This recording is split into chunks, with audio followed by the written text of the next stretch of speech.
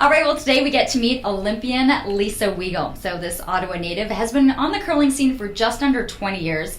She's got a killer tick shot, which I'm going to learn exactly what that actually is. She's got a number of Canadian titles under her name, a member of the 2017 World Curling Championship team skipped by Lisa Homan, and looking forward to kind of just really understanding her life, the story behind it, the game of curling. And this launches us into episode 11 of Living Your Life with Leanne Lang. This podcast brought to you by Extension Marketing. And for more information, of course, you can check out extensionmarketing.com. Lisa, great to have you here. Yeah, thanks for having me. I should point out that I wore my red, I have my white jacket, kind of sporting the Canadian colors, because I knew you were going to sport the Olympic gear. Yeah. They say when you're doing media stuff, when you're doing interviews, sport it, right? Well, we worked so hard for this, too, for the Olympic gear, so you want to wear it every chance you can get. Yeah. It looks really good on you. It suits you. And we're about 7 weeks post the Olympic Games. Have you recovered from it yet? Like, is it still very vivid in your memory? Like, where are you right now with it? Yeah, we've been trying to take some time away from curling and recover, and we just had an event last week in Toronto, which was my first time back on the ice with the team.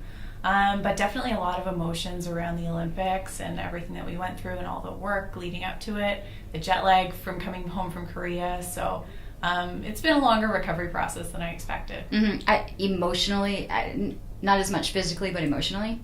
Yeah, a bit of both. I mean, there were a lot of emotions. It was so exciting to make it to the Olympics. That was my lifelong dream, and to get to go there and play was so thrilling. But, we came home without a medal. So that was disappointing. But we had so much support from Canadians all over the country. And coming home to Ottawa, it's just been such an amazing reception from everyone. Even without a medal, people were just saying how proud they are of us and how hard we worked and how hard we tried and fought. So just a lot of emotions. A lot of it. Yeah. And I think as we kind of go through the story, we'll come back to the Olympics because, there's a massive culmination there of what happens when a young kid gets into a sport in the first place. So what drew you to the sport? Like, what got you into curling in the first place? So my parents were looking for a sport to play together, and so they ended up joining the curling club in our neighborhood. And then the year after that, they had me join the youth program. So that's when I was 8. So when you're younger, you actually use these rocks that are like half the size. Mm-hmm. So a normal curling rock is about 40 to 44 pounds, and these are 20 pounds.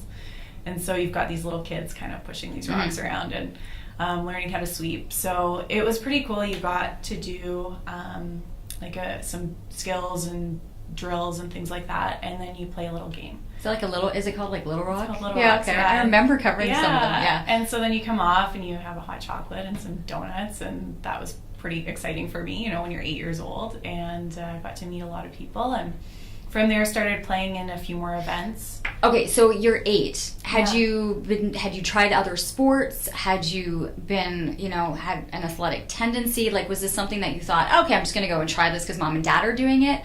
Like, did you have that, understanding that this was a sport you wanted to try? Yeah, I don't even think I knew what curling was. I used to go to gymnastics, and the gymnastics center backed right onto the curling club. So, you were at the OGC. Yeah, so one day my dad took me over and we watched a little bit of curling, and he said, would you be interested in doing this next year? Mm-hmm. And I didn't really even understand what it was, but it conflicted with gymnastics, so it meant I got to pull out of gymnastics, and I was not very coordinated, so it seemed like a pretty good fit. But I played t-ball and baseball, and my dad coached me, and played all kinds of sports in gym class. I love volleyball. So you loved playing other sports. Yeah. Was it a team sport that you liked, just the atmosphere of being with other people? I've always really liked team sports. I'm not super great at them, but enjoyed those. And then as I got older, I got more into running, yoga, weightlifting, kind of more individual things. Mm-hmm. But I've always loved being a part of a team. Okay, so you started 8 in this Little Rock program, which gets you a hot chocolate and a donut after your class. When did you start to realize, okay, I like this and I'm good at this? I think when I started playing in a few Little Rock Bonspiels, so we would put a little team together, and you'd go to a different club and you'd play a couple games and you get a prize at the end. And so that was really cool to me, and I started making some shots and getting better at it. So I enjoyed doing that. And then when I was 14, so I was in Bantam at the time, so you move up to the bigger rocks when you're about 12 or 13. I was asked to play on a competitive team. And so that was really where I started having to make some choices. We're putting curling over some other things. Was there a coach that saw you out on the ice? Like, what allows kind of a coach or someone in the know of the sport to realize this kid is good or this kid has what it takes? Like, what are they looking for in your ability? Yeah, to say, I'm going to pull her from this program and bring her into competitive. Yeah, I'm not really sure at 14 kind of what they're looking for, but I had this coach, it was Bruce Merklinger, and I played with his daughters, they're twins. And is that mom is Anne? No. His daughter is Anne. Okay. And they're Anne's sisters. Okay. So, I joined this team, and we ended up playing together for 6 years, which was pretty unprecedented in kind of youth curling. Mm-hmm. Now I think it happens a little bit more.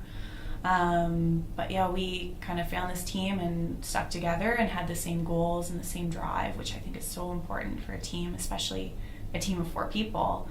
And we competed in some like provincial championships, never made it to the nationals, but we had a pretty decent junior career. When you were a junior, at that point, did you know your position on the ice? Like, when, from the time you started at 8 to when you started to play competitive, did they place you as to where you were? Like, you're a lead. Yeah. Like, okay, can you go through it? Can we go through Sure, the positions so we have a better understanding of it? Yeah, so in a curling team, there's 4 positions. Okay. So the skip is the one that kind of everyone knows, that my skip is Rachel Homan, so their name is associated with the team. Mm-hmm. So they're the ones who decide the strategy, and they throw the last 2 rocks at the end, so they kind of have the most pressure. And everyone on the team throws 2 rocks an end. An end is like an inning in baseball. Okay. So I'm the lead, so I throw the first 2 rocks, and then I sweep the next 6. Okay. The second throws the second 2, the third throws the next 2, right? So, and then the third will go in the house and hold the broom when the skip is throwing. So their role is a bit more strategy, but they also do some sweeping. Okay. What's the pressure on the lead? You're throwing into an empty house, right? Yeah. Okay, so what is your main objective as the lead starting a game? So for a lead, you really need to have good draw weight control. So you need to be able to place your rocks in the right positions to get the end set up. Okay, so without having other rocks on the ice. Yeah. If you're leading. And it's very much like about feel. Okay. Whereas the other positions, you throw a few more hits, so you're actually like knocking other rocks or the rings, so a bit more like power and precision. But you still need to be able to throw the draws as well. Like, everyone on the team needs to have that precision element. Okay. And when we were talking about this tick shot, what is the tick shot? So we're getting really deep into curling here. Well, it's funny, when you put your name into Google and you look at the sport of curling, there's a lot of reference to a tick shot, and so I have to ask that question because I'm sitting there going, I have no idea what this is. So in the first 4 rocks at the end, so for the lead stones, you're not allowed to remove a rock that's a guard, so it's in front of the house. I need like a strategy board to show you all this, but so you're not allowed to remove the rock from play, but you're allowed to move it around. Okay. So the tick shot is when they throw up a centerline guard, you come and move the rock, so off to the side. It's kind of like a lower weight shot, but you can't remove it from play. It has to stay within what people kind of like the bullseye area. Yeah. And the circle. Well, you can't remove, like you can't hit it into the boards. Okay. So this was a strategy that people generally would use in like the last end of a game to open up the middle so that you have kind of a clear shot for your last shot.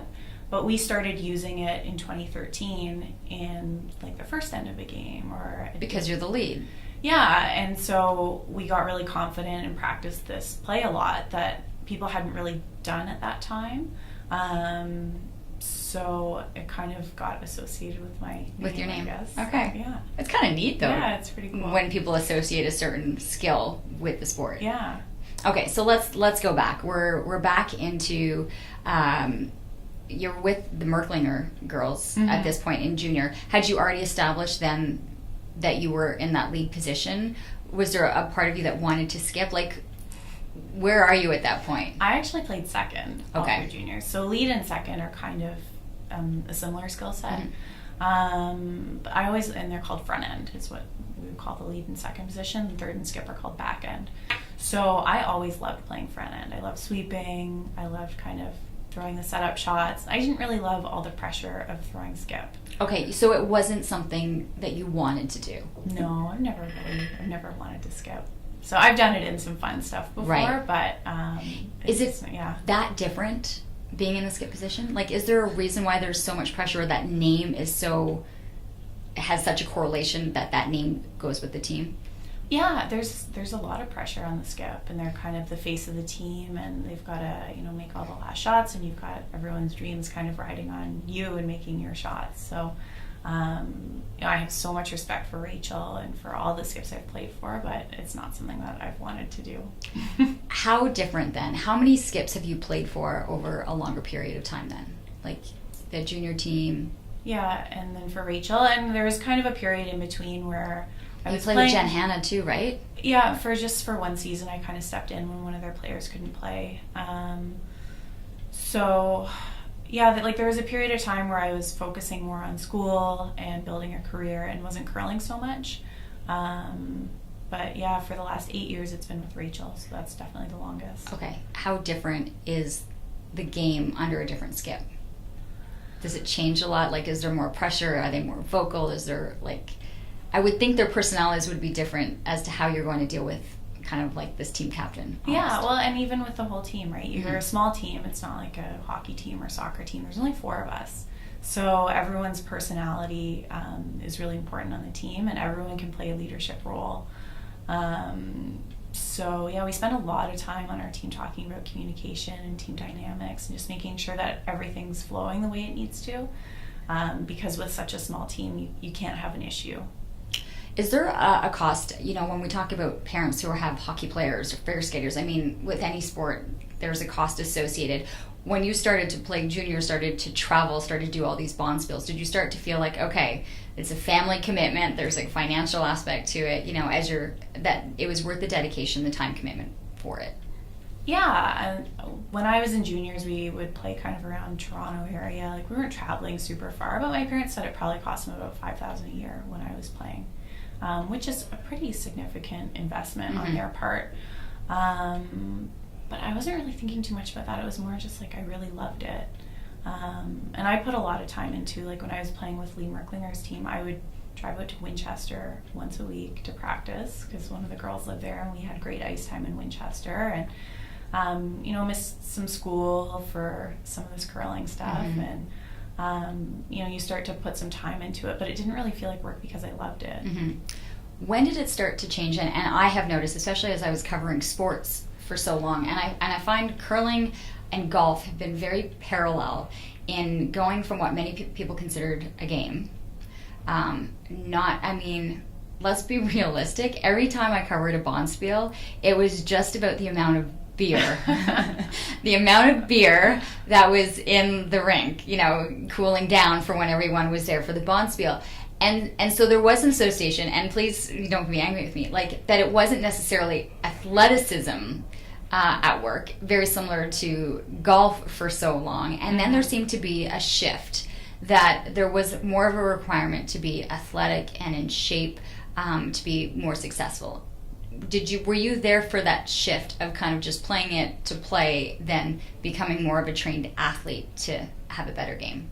Yeah, and I think the beauty of curling is it's a sport you can play at any level, right? You can just go out and play in a beer league and have fun, and if you want to be high performance, I think you need to be fit. And I think if you look at all the curlers now who are playing on tour, they're in really good shape. Well, I look at John Morris, right? That would be a best example, almost like when Tiger Woods started to kind of shift and got into really great shape. I saw that with John Morris, that there was a very athletic build. So how did it transfer for you that you went from just being on the ice to getting into the gym, doing more physical conditioning? When did that happen? Yeah, for me, after I finished playing juniors and kind of took a step back, I really enjoyed university life and kind of gained some weight through that and wasn't really in the best shape. And so I got a trainer and started running and just getting myself in a bit better shape. And it was around that time that Rachel and Emma were finishing up in their junior career. And they were from Ottawa, and I knew them pretty well. So I approached Rachel and said, I don't know if you're looking for a player, but if you are, I'm interested. So I think. And did she know you? Yeah. She knew your background. Yeah, so we had played. I'm 4 years older than she is, Okay. but we had played against each other. We represented the same club, and we were pretty good friends. Okay. So, which club was that? Where's it the come Ottawa from? Curling Club. Okay. Yeah. So, you know, sometimes in life you just have really good timing, and I think that was one of those things that everything just kind of aligned, and I was more into getting into shape and wanting to be in competitive curling at that time, and she was looking for a player. So she's wrapping up her junior career. You have just finished university. Yeah. Realized that you want to be back in the sport. It really was like a wonderful alignment at the time. Yeah. So what happens then? Like, you kind of initiate this conversation, and then are you back full-time committed to the sport? Yeah, so I got a call from Rachel. I was at work, and she said, you know, we have a spot on the team, and we'd like you to come join us. So I had to go talk to my boss. I work for the government, and say, you know, I have this really great opportunity, and we might play in some events, and I'll need a little bit of time off work, more than normal, but I'll use my vacation. And so she was totally on board. And that's kind of how it happened. We had our first meeting, and I remember going and having to write a check to join the team, because we had very little sponsorship. Okay, wait a second. Okay, so you come to join up with Rachel Homan, and you bring your checkbook. Yeah. Okay. Yeah, we all paid into, because you have to pay for your flights and your entry fees and your hotels. So this has become like almost like a team bank account? Yeah. Okay. Yeah. So, I mean, we're very lucky. We've had some great sponsors that have come on board over Right. the years, but at that time we only had, you know, one sponsor. And, I mean, it makes sense. We didn't have a whole lot of success to back it up. It was our Right, first year you're new, junior. and this is going to be the first time this four have come together. Yeah, the three of them had played together Yeah. through juniors, so they were a pretty established team, and they were pretty well known. And they had an amazing junior career. They went to the World Juniors. What had happened to their lead? She was still junior age, Okay. so she finished out playing in juniors, and since the rest of the team were in ladies play, that was kind of how that came about, that they asked me. Okay, my first initial thought is for that girl who's too young to have had to give up a team that she'd been playing on based on age, and then you step in, and then off you guys go on this magnificent team run. That's good. Do you ever look at that and go, that must have been pretty hard? Yeah, I think so. And one of the players on the team was her sister. So, I mean, we see her all the time, and they have another sister, and she's been our fifth player at times. So, the three of them are kind of like part of our Team Homan curling family. So, she's had her own great career as well. Wow. I think about that, right? When you're part of something and then you watch them go on to greatness. Okay, so what starts then to understand the personalities? You've gone through university. You've kind of grown up a little bit. How do you step into this new team, a new skip, and establish yourself as a team? What are the dynamics at work? We spent a lot of time talking about communication and team dynamics, and some of the stuff plays itself out as you're playing. And we brought on board a new coach, and so someone to kind of help us through some of that stuff. We were very lucky. The first year that we played together, we made it to the Scotties, which is the national championship. So we had some early success. Yeah. And so, you know, that kind of helps you to keep working, and we kept pushing each other. We're all so driven, and we want, you know, the most we can get for ourselves and also for our teammates. So, yeah, sometimes you have to have some tough conversations, but you know you have this big goal in mind at the end. Okay, break down the personalities between the four of you. And I'll be perfectly honest with you. I've done interviews with Rachel. You know, I've had opportunities one-on-one. She looks like a tough cookie. Like, is that who she is? Like, do you mind? Like, break down the personalities on a four-player team, how communication and dynamics have to come into play. Yeah, Rachel gets that kind of reputation, but I think when you get to know her, she's such a thoughtful and kind person, and she might be a little bit guarded with the media and with the public, and I understand, you know, why, but when you get to know her, she is actually, you know, such a kind person and an amazing sense of humor. Like, one of those people that just like won't let anything slip. Like, she's very quick. She's on the ball. Oh yeah. And she's a really great leader. You know, we need her to be one, and she's worked very hard on her leadership skills, and you know, we would do anything for her because we know she would do anything for us. Okay, so that's one personality. Kind of go through it. How do they see you? I'm definitely the most quiet on the team. Like, I'm an introvert, and the rest of them are pretty extroverted. I would say more of a quiet leader on the team. I think they know that when I say something, I've thought about it, and it's coming from a place that, I mean what I say when I speak. Did it take a while for you guys to figure out personalities or how you each react to situations or pressure? Absolutely. And we're still doing that. We've had some really great mental performance consultants and coaches try and help us through some of this stuff. So we spend probably more time together with each other than we do with your our own families, right? So we have become like sisters. So yeah, things aren't perfect all the time, but we work really hard at it to make it as good as possible. Okay, you've competed in some pressure situations. You had the Scotties where you found early success. You've had your 2017 World Championship. How do you each deal with the pressure? Like, are on competition day, is one of you like all nerves and like having puking over the toilet? One of you is like, how can you tell whether the other team member is on, based on just looking at them, that you can tell by their demeanor how they're feeling? We've spent some time, especially in the lead up to the Olympic trials, just trying to figure out what each player needs to be in their optimal performance zone. So for Rachel, it might look a little bit different than it does for me.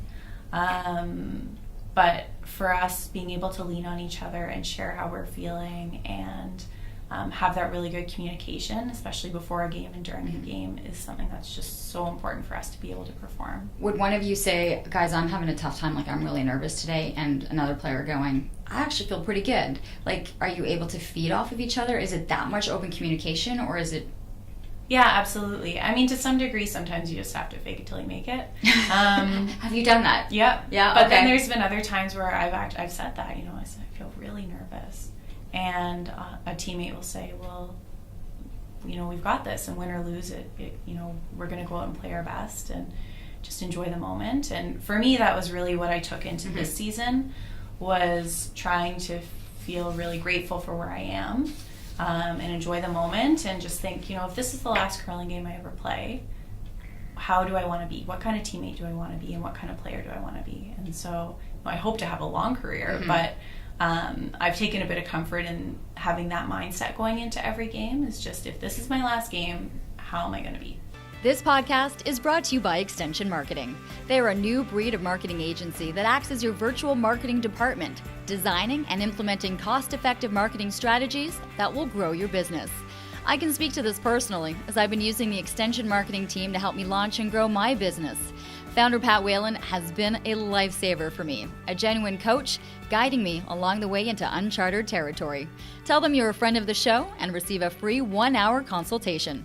Check them out at extensionmarketing.com. Have you felt, though, coming out of a game, like that loss was on me? Like, it's a team sport, right? But who's responsible? Who takes the loss? Like, how have you dealt with that? There's certainly been times where, I've missed a key shot, or I've misswept, Rachel's last shot, and I feel like it's all on me. But, on a small team like that, I think when we have our best debriefs, it's like, well, I felt like it was my fault. And then Joanne will say, well, no, it was my fault because of this. And Emma will say, well, it was my fault because of this. We can all take responsibility for an element of the game. But it's tough. You have 3 other people that you really want to win for. And sometimes you're not always going to play your best. Did you learn this along the way? I mean, there's people that are getting into this sport, or getting into any sport. Where did you learn, as you were growing up and maturing with it, where there was going to be the good days and the bad days? It's just, through a lot of playing and competing. Like, we've felt such amazing moments when we've won, and, some of the lowest lows when we lose. Do you go separately? Like, do you need time to be reflective on your own? Or is everything that you're going through always done in a team atmosphere? Yeah, I think we kind of know, like, everyone's a little bit different with how they deal with losses and how they process everything. But part of what's made our team so good is that we always come together and debrief what happened. So we get a little bit of closure, we can all take responsibility for our part, and try and learn, and what are we going to do differently, and what are we going to do better next time. someone said to me, it's not you win or you lose, it's you win or you learn. And so for us, when we lose, we really, sometimes you really wish you just won, but you need to find a way to take that learning out of it so it's not for nothing. When you're learning, you're playing a game, you're traveling, you're getting world experience, you're getting an experience that most people only dream of. When did the traveling and the international play kind of really set in, that you're standing on, at center ice, with Sweden and with the United States and with Great Britain, that there was really an international flair for what you were doing? Yeah, when I started with Rachel's team, that was in 2010. And at the time, there were only 2 Grand Slam events for women, and only one of them was on TV. And so now we have, 7 or 8 Grand Slams, and the same number numbers. Of them televised. Yeah, Sportsnet's come on board. Pinty's is one of our sponsors, and they came on board with the Grand Slam and said, we want to make it equal for men and women. And they've done that in the time that, I've been competing, which is, I think, really exciting. Yeah, that doesn't happen. That's not happening in a lot of sports. So curling, it's equal purse money. Like when you talk about equal television time, equal prize money. For the Grand Slams, yeah. Wow. And for our national championships, our Scotties and Briar are both televised. So we're very lucky in our sport that, as women, we get a lot of television exposure and a lot of media that some women don't get in other sports. And so with the growth of the Grand Slams and more money being involved, more TV time, all these international teams come over here to play and to train. So that's been really good for the growth of curling. And then for us, getting to go overseas and compete has just been really cool. I've played in world championships in Latvia and China. We've played events in Sweden and obviously Korea and Japan. So it's been pretty cool to get to travel internationally. And as well, I've got to play all over Canada. So I get opportunities that, the average person doesn't get to see our country, which is really cool. Where do you feel that there's a love and a passion for curling? Like if you've traveled around the country, is there a hotbed? Is there a place that you felt like people are really into this or they really know the game? There's kids coming up to you kind of, they know who you are. They want to, eventually one day represent Canada. Where have you felt that? Honestly, a lot of places when we play in the slams. Certainly kind of in the prairie provinces, curling's really big. You go to the grocery store and people stop you and say hello. In Ottawa, it's been pretty cool, the growth of curling, and I think a lot of it is because of our team's success, and these kids can watch us and say, well, if they could do it and they were so young, then I can do it too. So we actually started a curling camp 2 years ago. The Homan, like yeah, your group? Okay, tell camp. us about that. So we had 30 kids the first year, and last year was the second year we had 80 kids, and that was our max. So we've got kids coming for last year. All girls? Yeah. Well, it was open to anyone, but we actually had 75% girls sign up, which I thought was pretty cool. Yeah. And we had kids come from overseas, from all over Canada. Wow. And to come and have this direct contact with us and learn from us. So to me, it's cool that kids can watch us on TV and be inspired, but even better to come and meet us and, maybe one of us makes a connection with them and inspires them a little bit more or helps them with their game. So it's cool to be able to give back to the sport like that. Absolutely. And I think it's only going to get bigger. You're going to have to open up those 80 spots. Bring on a couple more people. We're doing our camp again this year. We haven't settled on So our what dates happens yet. during that camp? So it's usually 3 days, and the kids come in, and we're the ones kind of doing the registration table and getting to meet. Really, them. you're reading them? Well, okay. We could have volunteers, but we really felt like we wanted to be the ones to greet them. And so we have some stuff on the ice, off the ice. You're working with our trainer. You're working with our sports psychologist. We really wanted it to be the team that we work with being able to train these kids as well. And then they get chances just to meet each other, make some connections. Maybe a team would be formed out of that, or, like kids are going to meet each other and have lifelong friends like I did when I went to, a curling camp and Bonspiels when I was younger. You start to see them, plus as you're growing up, you're seeing them on different teams, different places. Were the kids surprised? I mean, I know that Neil Fronten was working with you guys for a while. Is that who comes in as taking on a team as their trainer? Yeah, Neil's been with us for a couple of years. So is it just a lot of split lunges and, I'm looking at the movements of curling, like where was the conditioning? Like where are you focused in the sports specific sense? Yeah, so I mean, Neil and he's about functional training. So training with him is a combination of the traditional lifts, so, you know, like bench press and squats and all that kind of stuff, and then also some functional movements. So when I came and started seeing Neil, I had some pretty bad injuries. I had tendonitis. I thought maybe I wouldn't be able to keep curling because I couldn't sweep from some of the overuse injuries I had. And so okay, what's getting used? I'm looking at the movement. You're moving side to side, and the shoulders, like the back and forth movement. Yeah, it's for me. It was more for the sweeping. I fell and kind of wrecked some stuff in my arm, and that led to a bit of tendonitis. So I was trying to deal with that, but through physio and chiro and all that stuff. But the way it really got better was from strengthening all the muscles around it. But yeah, a lot of curlers have like knee issues, back issues. Just kind of some of the overuse stuff from either sliding or sweeping. Okay, how much pressure is on the broom when you're sweeping? Like physically, how hard is it to do what you're doing? Is it the speed? Is it the pressure? So it's a combination of both. So you kind of want to be able to get as much pressure as you can, but still have good speed when you're sweeping. So they've developed this broom, they call it a smart broom, that you can use to actually test all that stuff.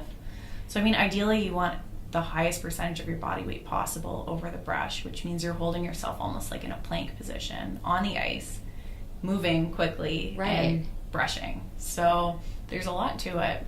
I wasn't thinking that. Yeah. There's that much weight that you want on it. Why do you want so much weight on the broom? You're trying to almost like heat up the ice and create some friction to make the rock go further and straighter. So that's what's happening. Yeah, and so that's why you see people taking fitness so much more seriously in sweeping, is because we know now with a bit of science like how much that actually does make a difference. So some of it is just your body weight and how big you are, and then some of it is your technique. Really cool. Okay. And at the same time you're listening to someone yell at you.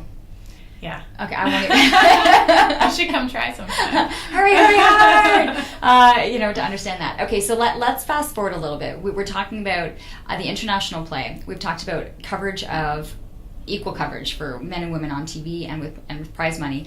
Let's get into how amazing it was to qualify for the Olympic Games here in Ottawa. I mean, it was electric to have that happen. I mean, that for you must have been like the most amazing moment ever. That was a highlight for sure. When they announced... Did you feel the pressure when you knew that Olympic trials were going to be in Ottawa? Let's start through Olympic year. Sure.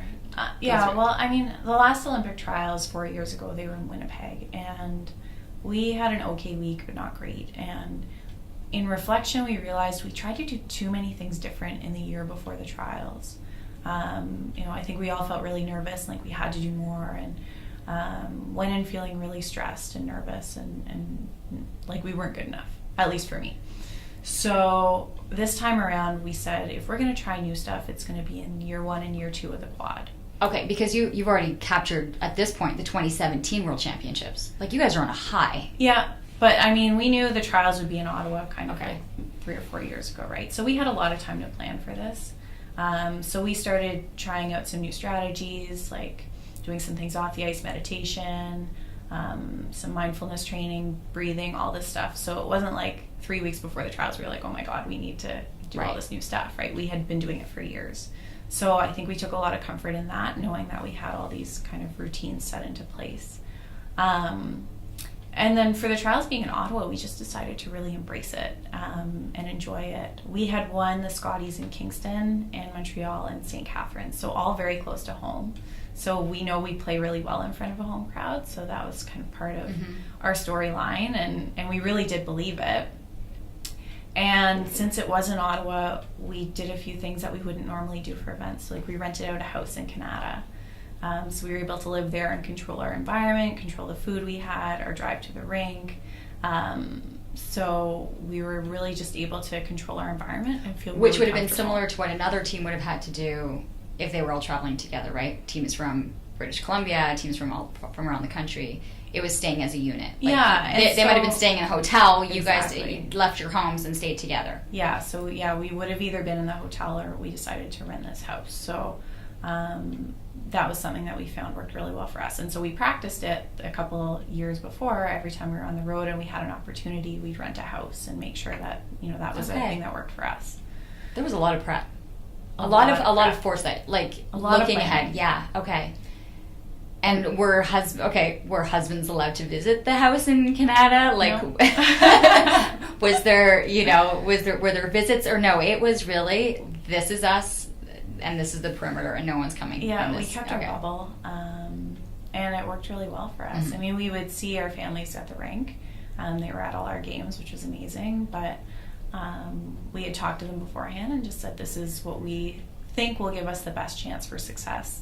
And they were all on board. I mean, it's their dream too, right? Mhm. They're living it. They've been along for the whole ride. So, if we say this is what we think will be the best for us, they're totally on board. Okay, so you're all kind of rounded up into a house in Canada. And then when did you start to feel like the momentum was, everything you had planned was working? Like going through Olympic trials? Yeah. So at the trials, we lost our first game. We had a close game and we lost. And since I think we had planned so well, we really didn't stress out over it. We figured we wouldn't go through that event undefeated. It's the best teams in Canada that are all competing. Mm-hmm. So it wasn't an expectation that it was going to be. I think we all knew we were going to lose a game or two here and there. So like that was no need for us to panic. And we just really settled into our routines. And when you're on the ice, you're trying to focus 100% on what your jobs are and supporting your teammates and just trying to make the next shot.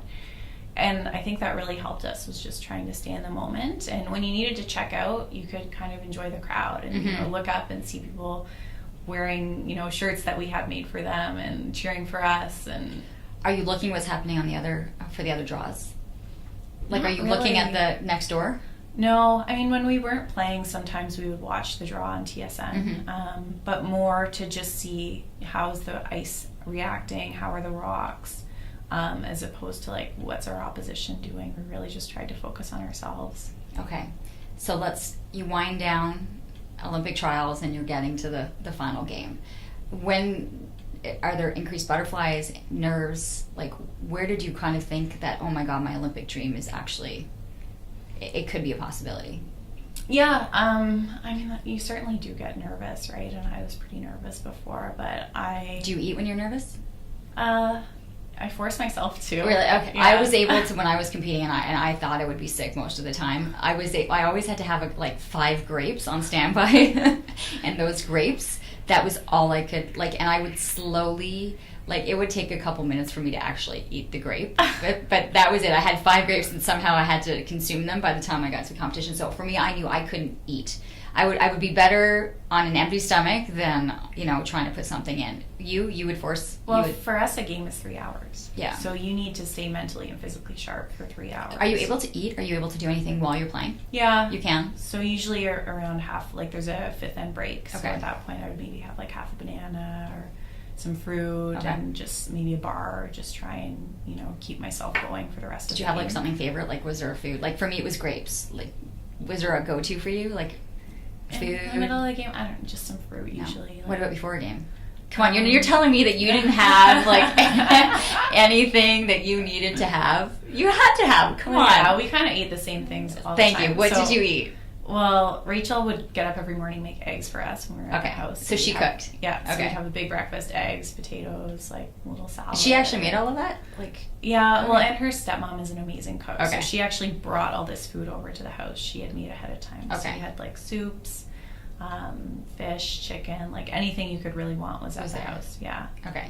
So, but in the morning, heading out, Rachel's cooking eggs. Yeah. It's a really good skip right there. That's an Okay. amazing Like, are we skip, talking yeah. scrambled eggs? We're talking fried eggs. Usually Made to fried order? eggs, yeah. Made to order? It's so funny. Like I would come down in the morning and she'd be down there with a big smile on her face cooking eggs for everyone. Okay. So it just puts We're you in a about great to mood. qualify for the Olympics, and you've got her sitting there cooking eggs. I like this. It was a good vibe. It was a really good vibe, yeah. And we were at the house and we'd play music before we'd go to the game. And What music's playing?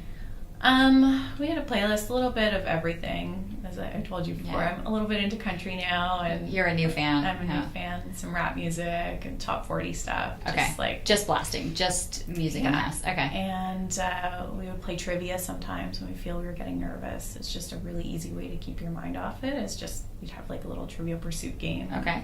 ask each other questions and anything to kind of keep your mind off of what was actually happening. Feeling nervous, yeah. Okay. You get to the ring. Can you take us through that championship game? I mean, your Scotiabank Place, home crowd, packed stands, like... Yeah, I think I blacked most of it out. Really? Well, yeah, I don't know. It just kind of felt like any other game. You know, we go in and we're greeting all the volunteers, and everyone was so amazing throughout the whole event.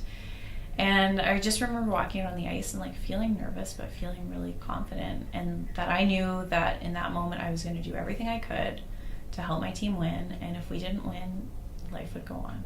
You know, and I think being able to kind of let it go and feel that way about it, as opposed to at the last trials where I was like, I have to win or my life's over, really freed me up to just go out and play and enjoy it. To enjoy it. Like you enjoyed playing that game. I did. And I can't say that about every major championship I've played in, right? I felt really tense and really nervous, and oh my God, I don't want to miss, and I don't want to let my team down.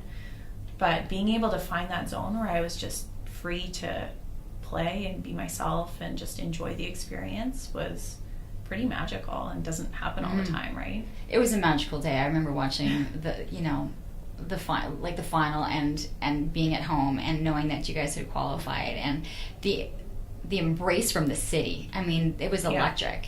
It was so special. You know, I felt like everyone was behind us, and we have a really... I felt bad for any opposition that day. I was like, you have no chance. I'm so sorry. I know. We had our like cheering squad there, and like it's a big arena, and there were a lot of people there, and so that was really cool for us. And after you win, we kind of got whisked away, and you have to do all this like photos and papers and drug testing and all this other stuff.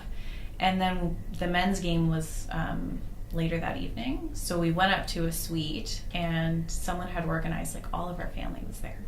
So after we win, we walk into the suite, and like everyone who was there supporting us was there. So of course, I'm like, did you like sobbing. bawl? Okay, Oh. I'm okay. You just tears. Is it tears of relief, tears of joy, tears of thankfulness to your parents and your husband and everything? You know, to have been part of this. Oh yeah, it was So I cried on my husband. I saw Neil, my trainer, and just like broke down and cried because he had been put there. your body back together. Well, and for every day, you know, when on the off season and even during the season, he's there with me, working out with me, and getting me to where I need to be. So yeah, there were a lot of people who were a part of the journey, and it's so special to see them all after. So it was like a cry fest for what, like a good 20 minutes when everyone's in there? Sure. Okay, yeah.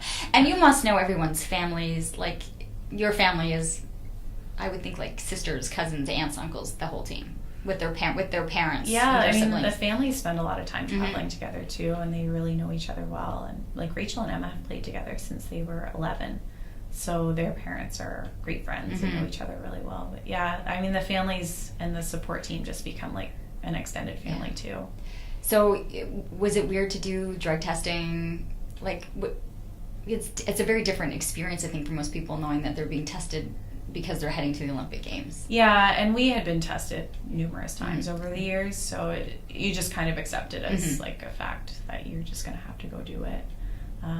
But yeah, you just want to get all that administrative stuff out of the way so that you can get to the good stuff, the party. Okay, so you have how much time between representing Canada, you've qualified as Canada's team, to starting to get the Olympic gear, to start getting, mail and packages that have to do, with the Olympics? Yeah, it was a pretty short turnaround. We had about 8 weeks, and Christmas was part of that. So right after we won, we ended up staying for 2 extra days in Canada with the men's team and all the support staff, and they had a meeting, so they're kind of running you through, like, this is what the village looks like, and this is, your family's accommodation, and all these different details, which are very overwhelming. So you're getting in a very foreign country. Yeah. Right? It's but different food, different language, everything's different. Yeah. One of the cool things that happens, though, is like we had our little support team with our coach and our mental performance consultant, but then all of a sudden you get this whole big team around you. So people, the Team Canada team. Yeah. So, and from Curling Canada, we also got some more resources. So all these people are coming and helping you and taking care of all the little details. So we're a team that really likes to have control over everything. So it was kind of tough just like letting go of the control and letting people deal with it. But it was really cool to know that these people had been working for years to make our Olympic experience the best it could possibly be. What was it like to first see the Team Canada uniform? So we got our kit when we got into the village. You didn't get it till then? No, like So we you got these okay. jackets like Yeah. for travel, but that was about it. So we got into the village, and we had been training in Japan before we went there, so it had been this really long day of travel. And then we get into this. We were sharing kind of like an apartment.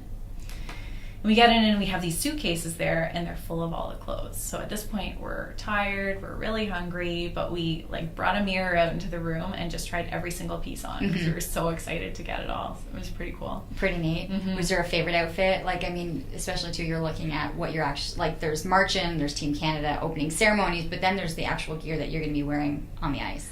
Yeah, so the cool thing about our on-ice gear is my teammate Emma actually designed it. Really? Yeah, so she's a designer and does a lot of the curling jerseys that you see on tour. And she was selected. Like, not even just you guys, like, for a lot of people. That's what she did. Yeah. Wow. So she was selected to do them for Team Canada. So it would have been for whoever Right. won. So we're really glad that we're the ones who got to wear it.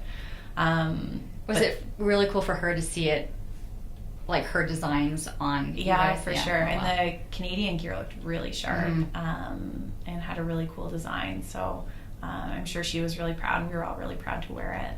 That's pretty neat. Okay.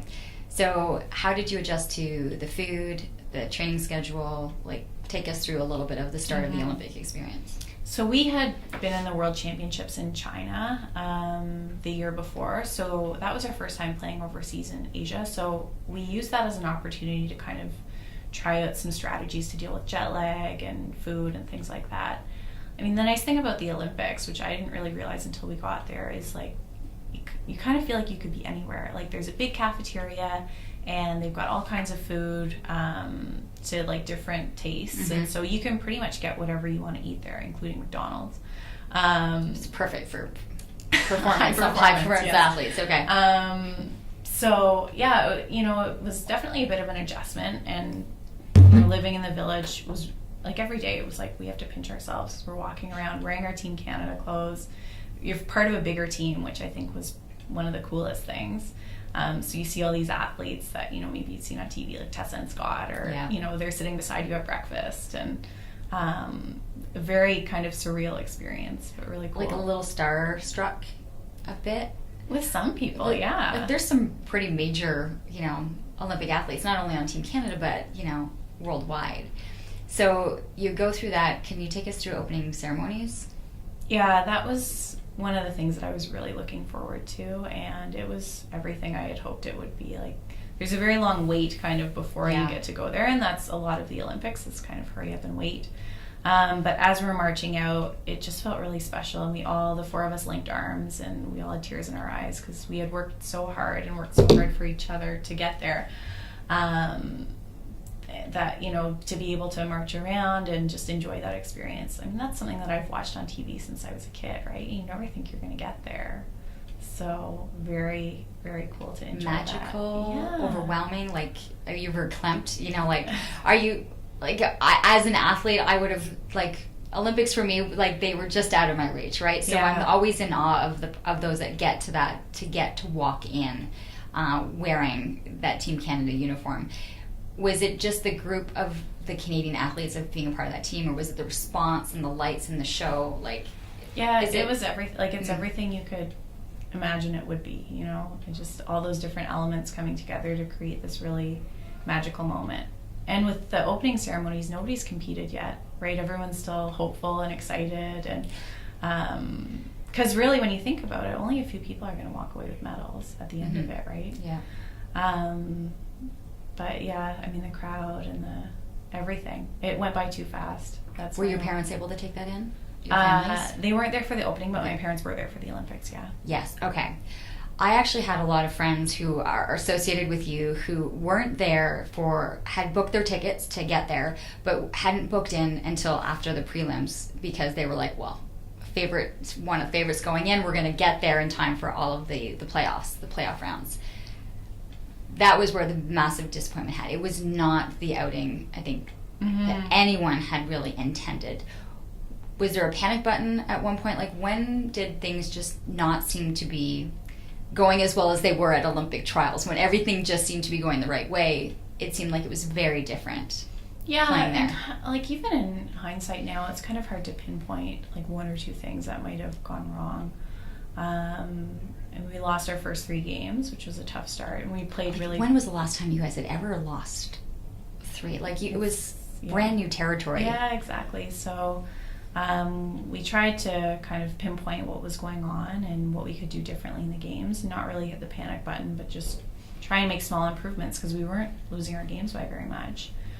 And then after that, we got on a little bit of a roll, and that was great. But we lost one too many games to get ourselves into a playoff situation. And I mean, sometimes that's sports. Sometimes it happens that way, right? It does. But you were a favored team going in. So is there embarrassed? Are you worried about how people at home are feeling? Like, are you feeling anxious? Like, oh gosh, we have to deal with this now. When you talk about all of you kind of coming together after a game and kind of going, no, it was my fault. No, it was my fault. No, it was my fault.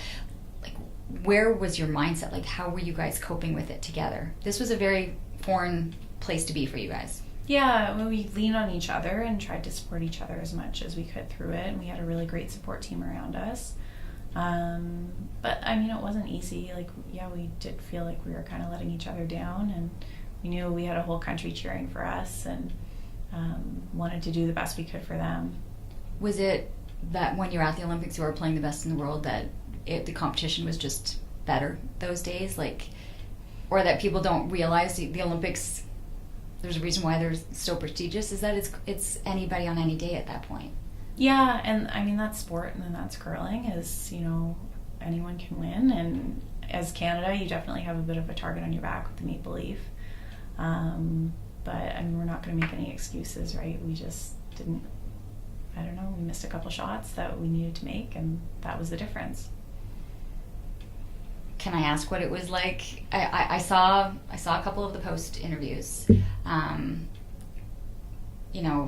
Clearly Rachel was not happy. I think you guys were pretty good at saying, listen, we win as a team, we've lost as a team. When you're behind, there's no more cameras on you.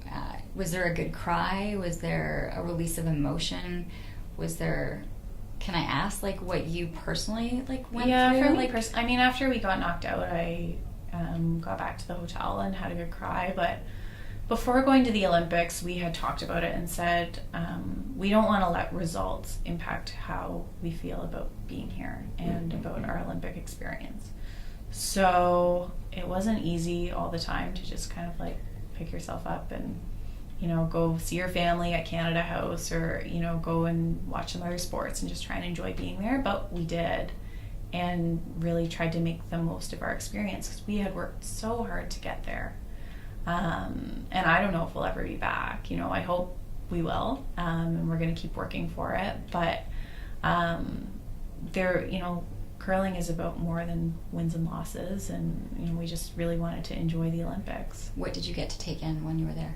What was your favorite thing as a spectator to watch? Oh, we went up to the mountain because there's 2 clusters, right? The coastal cluster and the mountain. So we went up to see Big Air, and we saw a Canadian win a gold medal.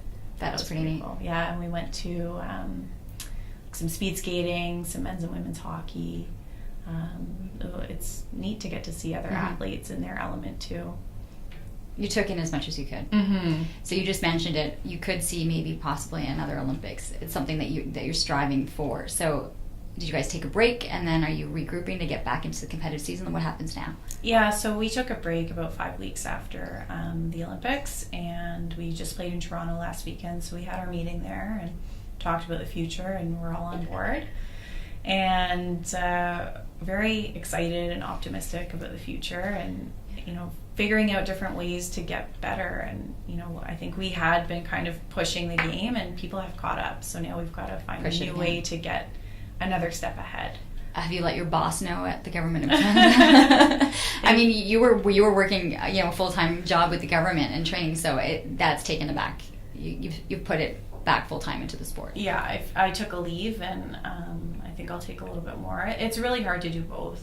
because since we have so many more events, and on the Grand Slam there's so many events and they're about a week long, there's just not enough vacation time. So to get that in. And but the talking to karting them- helps. I want to just Yeah. really quickly, because we're kind of getting to that time. How much does the karting and the support of athletes that we're seeing with the Canadian system help? Oh, it goes such a long way to be able to be carded by Sport Canada and get an allowance to train and to make sure my mortgage is paid is really, really helpful, and just lets us focus on curling. We're very lucky as athletes here to have that support. And then we also have our support of our sponsors, which goes a long way as well. So you got married in this time frame too. I remember seeing, like, it's been a while, but I remember seeing pictures of the wedding. Olympics is 4 years away. Is there a possibility of seeing a baby within the time frame? Everyone's been asking. I'm going to ask. There's a time frame. You're right at that age. You've been married. And you still have a couple years back to the Olympics. I mean, is it hard to balance and focus to say, okay, there's sport, there's my job, there's my marriage, there's family? Yeah, I think we're all trying to find ways to balance everything as best we can, and curling's been a priority for a really long time, and maybe family will become a priority, maybe having kids, but I'm not really quite there yet. So right now it's still those little rocks that are the babies. Our campers. Really quick, if you could talk to a young curler right now who's getting into the sport or kind of is realizing that they love it and want to take it more seriously, what would you say? Just stick with it and enjoy it, and have fun, and embrace winning and embrace losing, and don't worry about what other people say. I had people in school just think it was the weirdest thing that I curled, and I got to go to the Olympics. So just stick with it. Lisa, it's been wonderful having you on. Thank you so much. And there you have it, another episode of Living Your Life.